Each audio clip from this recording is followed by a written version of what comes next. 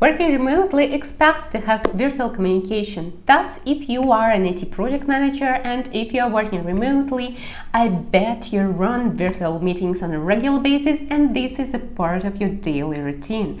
However, do you know how to run virtual meetings efficiently and according to best practices?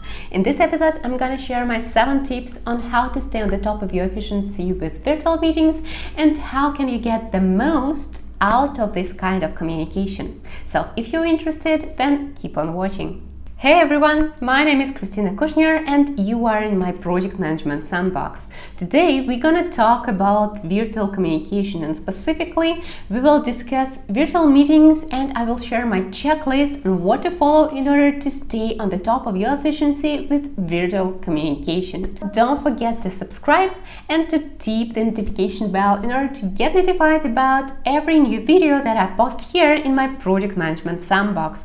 So let's get started. As project managers, we all want the work to be done efficiently. Thus, the very first thing that you need to consider while planning a virtual meeting is to decide if you really need this meeting. What I'm talking about is that everything should have its goal and we are as project managers need to get results out of any activity and virtual meetings are not the exception here. Therefore, when you're thinking about an opportunity to schedule a virtual meeting with your team or with a stakeholder or with a client, make sure that you really need to spend this time during the meeting and you do not have any other opportunity to retrieve the information that you are missing. If there is a chance to write a short email or if there is a chance to discuss this topic via a quick chat, most likely meeting is not something mandatory to have in this particular case. So while planning a meeting, make sure there is no opportunity to resolve this question without having a meeting. Moving on, tip number 2 again relates to efficiency and productivity.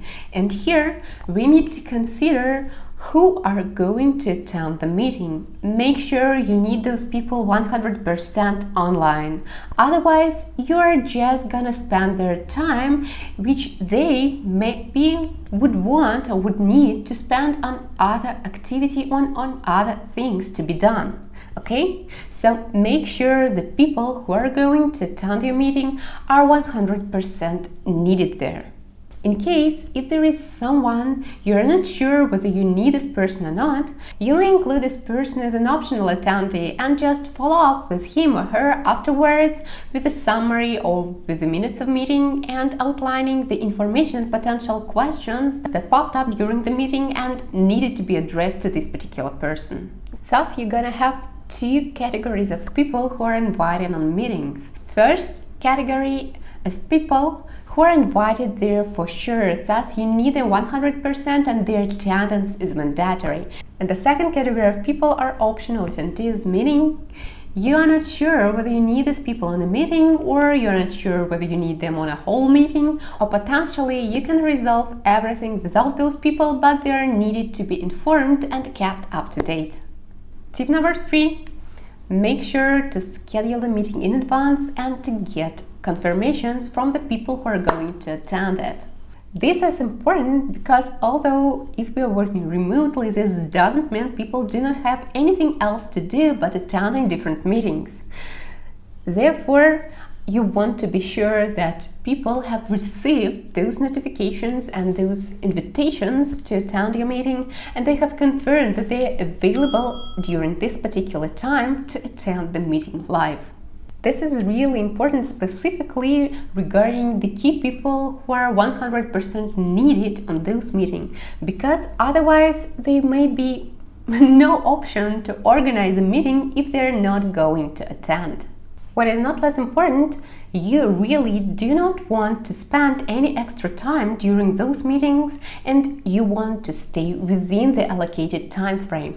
Therefore, tip number 4 is to make sure that you're sharing the meeting agenda in advance. In a perfect world, together with your invitation. So be sure to outline the agenda, to outline the timing, and to share potentially relevant documentation that people need to get familiar with, and share information what actually people need to get prepared for during this meeting. This would really help to save a lot of time during the meeting and to reduce miscommunication, specifically because people will already be prepared for this meeting. They will have everything on hand and they will understand how much time they really need to allocate for this particular meeting. For instance, I personally prefer to have everything on hand before I go to this meeting, and what is more, I prefer to know who exactly is going to attend on the same meeting with me, to be sure that I know these people, or to get prepared, for instance, if I need to introduce myself or to ask them introduce themselves to me. This is really helpful, specifically if you are prepared for the meeting and you know when exactly you are going to have the floor and what you need to perform or present to others. Tip number 5 relates to facilitation and staying within the timeline. Usually, as project managers, we are the ones who are facilitating the meetings, and that is why it is really important to keep your fingers on a pulse. When you are organizing a meeting, you are aiming to get some results out of it, right? So every meeting is organized on purpose because you need to make some important decisions. You need to have the action items to follow after the meeting so that everything is really clear for people who are going to attend there and who are dependent on the result of this meeting.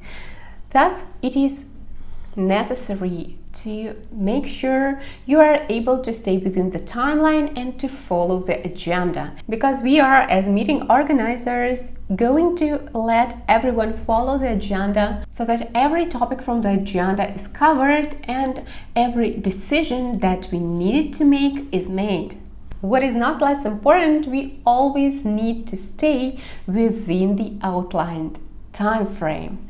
Therefore, again, here is the project management facilitations comes to the game, and here we are going to work with the team who met and to let them know when the time is off and whether we need to take something offline in order to stay within the allocated time frame and to be able to cover all the topics that we have in our agenda.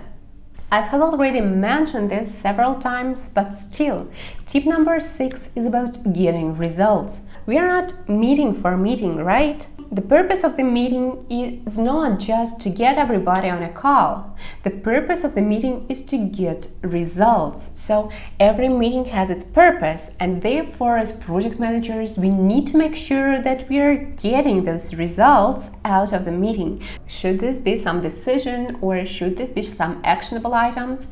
All this needs to be achieved during the meeting that we have scheduled. What is more, time is our most expensive value. Thus, as project managers, we need to make sure that we are not wasting time at all. And on meetings, we are working towards making a progress, towards making an important decision, towards identifying the important actions that we need to take afterwards. Therefore, the purpose of the meeting should be to get results, but not only to get everybody on a call together. And in terms of results, definitely we want them to be recorded, right? So we need them to be written down and confirmed by everyone who is on the meeting and who are dependent on them. Therefore, tip number 7, make a record. And be sure not only to make the record of the results, but also about the decisions made and about the action items that you have agreed on. So basically, while making a record, you could either use a video or audio record if this is allowed and acceptable during the meeting, or just to take written notes. And afterwards, you really would want to follow up with everybody and to share those notes in order to get the confirmation that everybody is aligned and on the same page. Don't forget to let me know which tip would you prefer to use at the first place. And not only this, I would really appreciate if you could support me and to give this video a like. And also don't forget to subscribe and to tap the notification bell in order to get notified about every new video that I post here in my project management sandbox. Hope to see you soon. Cheers!